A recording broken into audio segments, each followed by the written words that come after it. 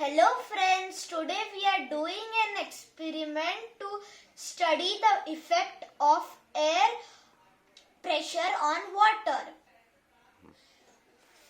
First, take a bottle and make a small hole in it, big enough to a straw to go in. And then fill little water in the bottle. Take a straw which is foldable and then put it in the water.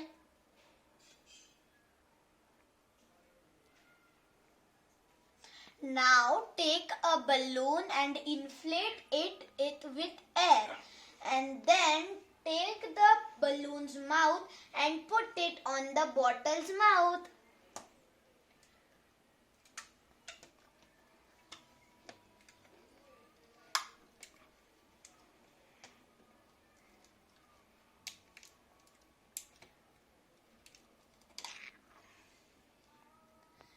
Now see what happens.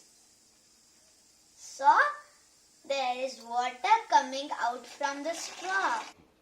See, the water from the bottle has come out because the air from the balloon went down on the water and the water had its pressure and the water get carried out of the straw and filled the glass.